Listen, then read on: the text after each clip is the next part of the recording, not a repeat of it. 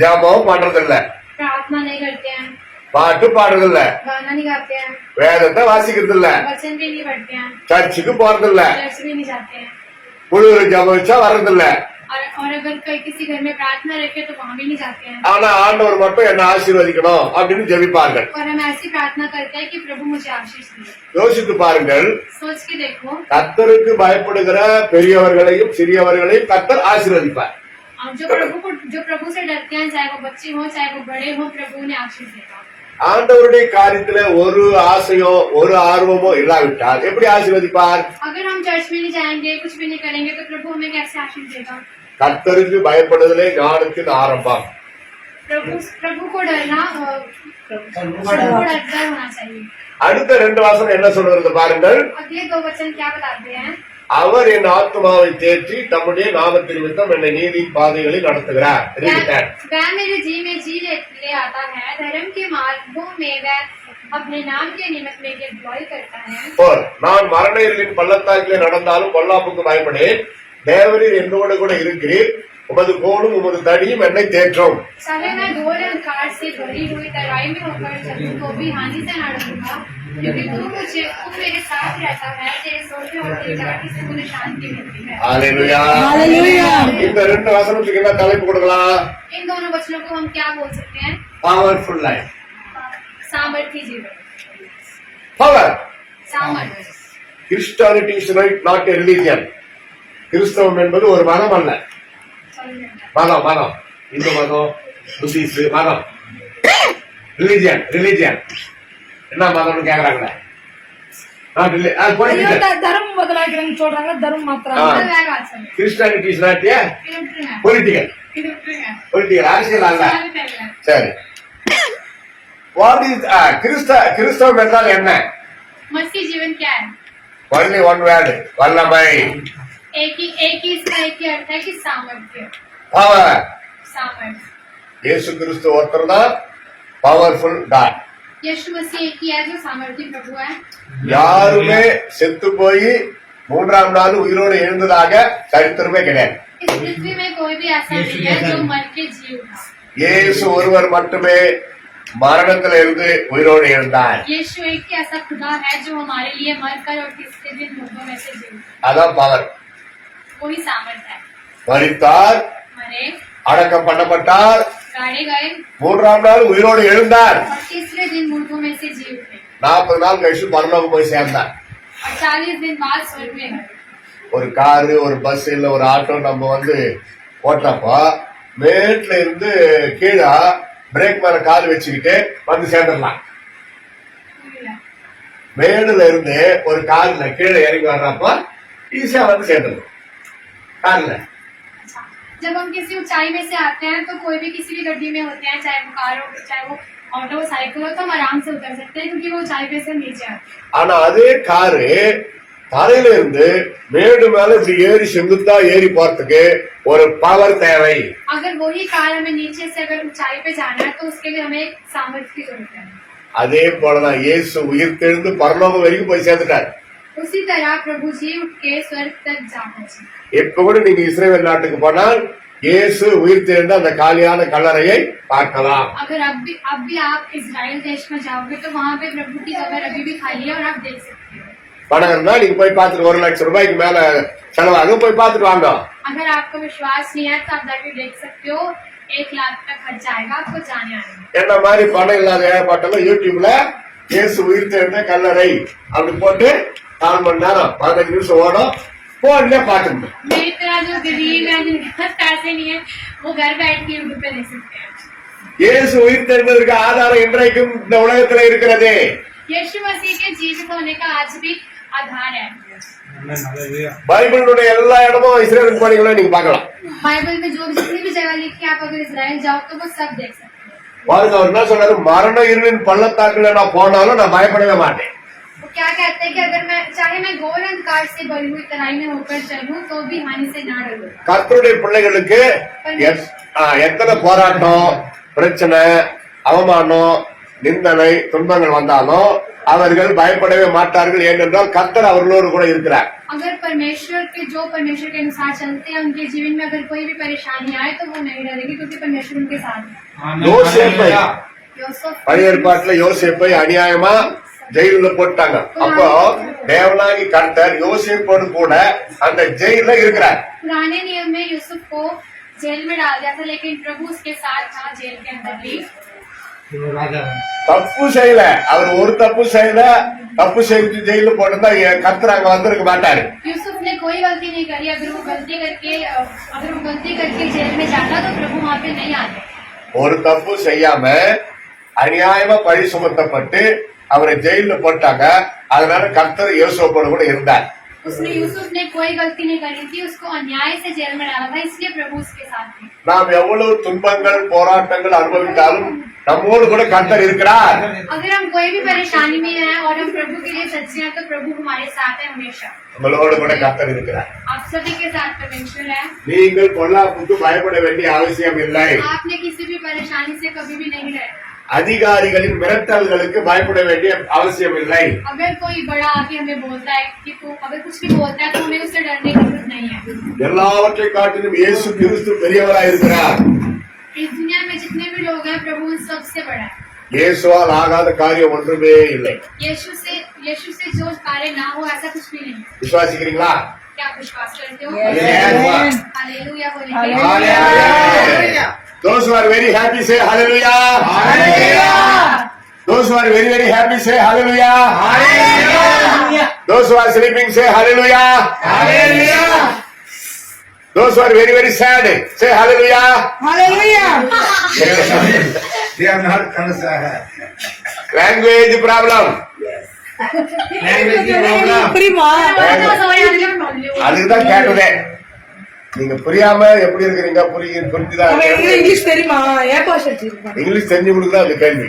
अच्छा okay, God bless you. Praise the Lord. ஹalleluya. நீங்க கடைசி ரெண்டு வசனம் முடிச்சிடலாம். हम 2 वचन पढ़ के फिर खत्म कर 5 and 6. 5वां என் சத்துருக்களுக்கு முன்பாக நீர் எனக்கு ஒரு பந்தியை ஆயத்தப்படுத்தி என் தலையை எண்ணெயால் அபிஷேகம் பண்ணுகிறீர். என் பாத்திரம் நிரம்பி வழிகிறது. என் ஜீவனுள்ள நாளெல்லாம் நன்மையும் கிருபையும் என்னை தொடரும். நான் கர்த்தருடைய வீட்டிலே நீடித்த நாட்களாய் நிலைத்திருப்பேன். तू मेरे सताने वालों के सामने मेरे लिए मेल बिछाता है। तूने मेरे सर पर तेल मला है, मेरा कटोरा उमड़ रहा है। निश्चय भलाई और करुणा जीवन भर मेरे साथ साथ बनी रहेगी, और मैं यहोवा के धाम में सर्वदा वास करूंगा। आमेन। Praise the Lord. ஹalleluya. இந்த ரெண்டு வசனத்துக்கு என்ன தலைப்பு கொடுக்கலாம்? इन 2 वचनों के बारे में हम क्या बोल सकते हैं? விக்டரி லைஃப், வெற்றி உள்ள ஒரு வாழ்க்கை. வெற்றி, பாஸ் பண்ற வாழ்க்கை. ஃபெயில் ஆகாம பாஸ் பண்றது. பசங்க பாஸ் பண்றாங்களா? कोई भी है பாஸ் பண்றாங்களா பரீட்சையில? ஃபெயிலா பாஸா? अगला सवाल வெற்றி, வெற்றி, விக்டரி, வெற்றி. जय वाली जी। ஜெயவாளி, ஜெயவாளி லைஃப். Amen. Hallelujah. வெற்றி உள்ள ஒரு வாழ்க்கை கர்த்தர் நமக்கு வைத்திருக்கிறார். परमेश्वर हमें जय वाला जीवन देता है। यस நம்மை தேவனாகி கர்த்தர் அபிஷேகம் பண்ணக்கூடியவராய் இருக்கிறார். परमेश्वर हमें अभिषेक करता है। பரிசுத்த ஆவியின் அபிஷேகத்தை பெற்றிருக்கிறீர்களா? क्या आप पवित्र आत्मा से अभिषेक हुए हो? கிறிஸ்துவ சொல்ற வார்த்தை. ये है जो मसीह लोग बोलते हैं। நான் ரட்சிக்கப்பட்டிருக்கிறேன், அது போதாதா? मैंने उद्धार पाया है, क्या इतना बहुत नहीं है? நான் ஞானஸ்நானம் பெற்றிருக்கிறேன், அது போதாதா? और मैंने बपतिस्मा भी लिया हुआ है, क्या इतना बहुत नहीं है? போதாது. ये बहुत नहीं है। பரிசுத்த வேதம் சொல்லுகிறது, பரிசுத்த ஆவியை பெற்றுக் கொள்ளுங்கள். परमेश्वर का वचन कहता है कि तुम पवित्र आत्मा को प्राप्त करो। என் பாத்திரம் நிரம்பி வழிகிறது. मेरा कटोरा उमड़ रहा है। இது பரிசுத்த ஆவியின் அபிஷேகத்தை தான் குறிக்கிறது. ये परमेश्वर की आत्मा से अभिषेक के बारे में बताता है। நான் காலேஜ்ல படிக்கிறப்ப முதல்ல அப்பதான் பரிசுத்த ஆவியின் அபிஷேகத்தை பெற்றேன். जब मैं कॉलेज जाता था तब मैंने पहली बार ही प्रभु के अभिषेक को पाया था। ஒரு முழு ஜபத்துல एक जवान की प्रार्थना में பாதிராத்திரி ஒரு 2 மணி இருக்கும். आधी रात को 2 बज रहे होंगे। அந்த ஐயா என் தலைமையில கை வச்சார், பிரசங்கியார். तब उस पास्टर ने मेरे सर पे हाथ रखा। என்ன நடந்தது என்று எனக்கே தெரியாது. ஒரு தெய்வீக வல்லமை எனக்குள்ள இறங்கியது. क्या हुआ जब मुझे नहीं पता, पर मेरे अंदर एक सामर्थ आई और मैं आत्मा से भर गया। பரிசுத்த ஆவியானவர் என் மேல பலமா இறங்கினார். पवित्र आत्मा ने मुझे छुआ। மெய்மறந்து ஸ்தோத்திரம் பண்ணி பற்பல பாஷைகளை பேசி நான் கர்த்தரை துதித்தேன். मैंने प्रभु का धन्यवाद किया और अन्य भाषा में बातें की और प्रभु का धन्यवाद किया. என் பாத்திரம் நிரம்பி வழிந்தது. मेरा कटोरा उस समय उमड़ रहा था। கண்ணை திறந்து பார்த்தா 4-5 பேர் அவன் கால்ல இருந்து தலை வரைக்கும் கெட்டியா பிடிச்சிருக்கிறான். और जब मैंने आंखें खोली तो मेरे सामने 3-4 लोग थे जिन्होंने मुझे पकड़ रखा था தரையில படுத்துட்டு இருக்கிறேன். और मैं नीचे लेटा हुआ था। எனக்கு என்ன நடந்ததுன்னு கேட்டேன். और इन्होंने मुझसे पूछा कि मुझे क्या हुआ। நீ பரிசுத்தாய் வல்லமையில கடல்ல கையை தட்டி ஸ்தோத்திரம் பண்ண, பற்பல பாஷை பேசுன, உருண்டு பரண்டு உன்னை சமாளிக்க முடியல, அதான் கெட்டியா புடிச்சுட்ட உன்ன. तो उन्होंने इनको बताया कि जब पवित्र आत्मा तुम्हारे ऊपर आई तो हम तुम्हें संभाल नहीं पाए, तभी हमने तुम्हें पकड़ा है और तुम अन्य भाषा में प्रभु की आराधना कर रहे थे। முதல்ல பரிசுத்தாய் வர்றப்ப இந்த மாதிரி எல்லாம் ஒரு சிம்டம் சைன்ஸ் நடக்கும். जब हम पहले प्रभु की आत्मा से बढ़ते हैं तो ये चिन्ह है कि तुम्हारे साथ ऐसे होगा। அதற்கு பிறகு நம்ம தொடர்ந்து பரிசுத்தாவில நிரம்பி இருக்கிற இடத்துல कंट्रोल பண்ணி நம்ம ஜெபிக்க முடியும். उसके बाद जब धीरे धीरे हम अपने आप को खुद कंट्रोल कर पाएंगे जब पवित्र आत्मा हमारे ऊपर आएगा। முதல்ல பரிசுத்த ஆவி வர்றப்ப விட்டு கொடுக்க வேண்டும். पहले जब पवित्र आत्मा आती है तो அதற்கு பிறகு ஆவியானவர் நம்மை कंट्रोल பண்ணி நடத்துவார். जब पवित्र आत्मा हमारे ऊपर आती है तो हम कंट्रोल नहीं कर पाते, लेकिन उसके बाद धीरे धीरे प्रभु हमें खुद कंट्रोल करते हैं। முதலாவதாக ஆசீர்வாதமான ஒரு வாழ்க்கை. पहले 2 वचन थे जो आशीषित वचन थे। அடுத்த 2 வசனம் பவர்ஃபுல் லைஃப். उसके बाद जो 2 वचन थे वो सामर्थ्य वचन थे। கடைசி 2 வசனம் வெற்றியுள்ள ஒரு வாழ்க்கை. उसके बाद जो 2 वचन थे वो जय देने वाले वचन। இந்த 3 முக்கியமான ஆசீர்வாதங்களை இந்த 23ஆம் சங்கீதத்திலே நாம் பார்க்கலாம். इन सारे वचनों में हम इस बातों को देखते हैं। The Lord is my shepherd. இந்த ஒரே ஒரு வார்த்தையை வச்சு உலகம் ஃபுல்லா கர்த்தருடைய பிள்ளைகள் எழுதின ஆவிக்குரிய புஸ்தகம் லட்சக்கணக்கான புஸ்தகம். यहोवा मेरा चरवा है, इसी हेडिंग में बहुत सी बुक है जो जो प्रभु के सेवकों ने लिखी है। அந்த வார்த்தையை சொல்றப்ப நம்ம பொருள் உணர்ந்து சொல்லணும். जब हम इस वचन को बोलते हैं यहोवा मेरा चरवा है तो हमें बड़े सामर्थ्य से बोलना है। The Lord is my shepherd. यहोवा मेरा चरवा है, I shall not want of anything. मुझे कुछ घटी नहीं होगी, எனக்கு ஒரு நன்மையும் குறைவில்லை. मुझे किसी भी भली वस्तु की घटी नहीं होगी, இயேசு கிறிஸ்து என்னை போஷிக்கிறார், காப்பாற்றுகிறார். क्योंकि यीशु मसीह मुझे बचाता है, मेरी रक्षा करता है। இதுவரையில் நடத்தின ஆண்டவர் இனிமேலும் என்னை நடத்துவார். जिसने जो मुझे यहाँ तक लेके आया है वो आगे भी मेरी अगुवाई हालेलुया। அப்படி விசுவாச வார்த்தையை நம்ம வாயினால பேசணும். ऐसे विश्वास की बातें हमें अपने मुंह से बोलनी है, Because you are a blessed person. क्योंकि तुम आशीषित हो। हालेलुया। டெய்லி கண்ணாடி முன்னாடி நிக்காதவங்க எல்லாருமே உண்டு. கண்ணாடியில பார்த்து தலைவாடுறாங்க. சொல்லு. हम सब ऐसे हैं कि रोज हम शीशे को देखे बिना नहीं रहते। உங்களை உங்க கண்ணாடியில பாக்குறப்ப நீங்க என்ன நினைக்கிறீங்க? जब तुम अपने आप को शीशे में देखते हो, जब तुम कंघी करते हो, कुछ भी करते हो तो क्या सोचते हो अपने बारे में? தேவனாகி கர்த்தர் என்னை அவருடைய சாயலாக படைத்தார். कि परमेश्वर ने मुझे अपने स्वरूप में बनाया है। அப்படி பார்த்தவங்களே நீங்க பார்த்து சிரிக்கணும் கண்ணாடியில. इसलिए तुम्हें जब तुम शीशे के जाते हो तो देख के हंसना है कि प्रभु ने मुझे कितना सुंदर बनाया अपने स्वरूप में। இனிமே சொல்லணும், உங்களை நீங்களே கண்ணாடியில பார்த்து I M A blessed person அப்படி சொல்லணும். तुम्हें खुद अपने आप को शीशे में देख के ऐसे बोलना है कि मैं आशीषित हूँ। இன்னும் கொஞ்சம் சிவப்பா இருந்தா நல்லா இருந்திருக்கும், இன்னும் கொஞ்சம் உயரமா இருந்தா நல்லா இருக்கும், எதிர் விட்டாக்கா கொஞ்சம் நல்லா வெள்ளையா இருக்குது, நம்ம அந்த மாதிரி இல்ல அப்படி எல்லாம் நினைப்படாது. हमें शीशे के आगे जाके ये नहीं सोचना है कि मैं थोड़ा और गोरी होती, मैं थोड़ा और लंबा होता, मेरे बाल थोड़े और लंबे होते, कि पड़ोसी के बच्चे तो इतने गोरे हैं, मैं तो ऐसा हूँ। ஆண்டவருடைய பார்வையில நீங்க தான் அழகு. परमेश्वर की दृष्टि में तुम सुंदर हो। आमेन। हालेलुया। உலகத்துல எல்லாருமே ஒரு ஒரு கலர், அது ஆண்டவரால் படைக்கப்பட்டது. दुनिया में प्रभु ने अलग अलग कलर से सबको बनाया है, वो प्रभु ने बनाया है। உங்களுக்குன்னு ஒரு அழகை ஆண்டவர் வைத்திருக்கிறார். காலையில இருந்து கால் வரைக்கும் உங்களுக்குன்னு ஒரு அம்சம், படைப்பு எல்லாம் அவர் வச்சிருக்கிறார். परमेश्वर ने आपको अलग रीति से बनाया है। आप भी प्रभु के लिए सुंदर हो, सर से लेकर पैर।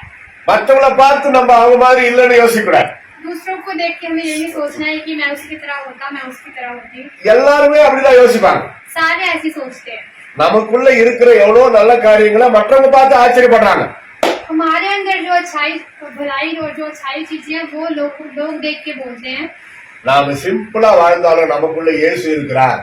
अगर हम सिंपल भी जीते हैं, अगर हम सुंदर भी नहीं है तो फिर भी हमारे अंदर प्रभु यीशु है। எனக்குள்ள இயேசு வசிக்கிறார். मेरे अंदर प्रभु यीशु रहता है। என் ரத்த ஓட்டத்துல ஃபுல்லா இயேசு கிறிஸ்து வீற்றிருக்கிறார். मेरे हर रग रग में मेरा यीशु मसीह है। என் இருதயத்திலே இயேசு வீற்றிருக்கிறார். मेरे दिल में यीशु रहता है, என் சிந்தையிலே இயேசு இருக்கிறார். मेरे सोचों में यीशु रहता है, என்னுடைய இதயத்திலே என்னுடைய நுரையீரல்ல என் உடம்புல ஃபுல்லா இயேசு இருக்கிறார். मेरे हृदय में, मेरी हर जगह, मेरे पूरे शरीर में मेरे यीशु है। எனவே நான் இயேசுவின் ஆலயமா இருக்கிறேன். क्योंकि मैं प्रभु यीशु मसीह का मंदिर हूँ। உங்கள் சரீரமானது தேவனுடைய ஆலயமா இருக்கிறது. आप सभी का जीवन प्रभु, आप प्रभु के मंदिर, இந்த प्रभु ஆலயமாகிய சரீரத்தை நாம் பரிசுத்தமாய் வைத்துக் கொள்ளுங்கள். इस प्रभु के मंदिर को हमें पवित्र रखना है। ஜெபம் பண்ணலாமா? आइए प्रार्थना முடிக்க करें। மனமின்றி முடிக்கிறேன். खत्म करने का दिल नहीं है, लेकिन फिर भी खत्म करें।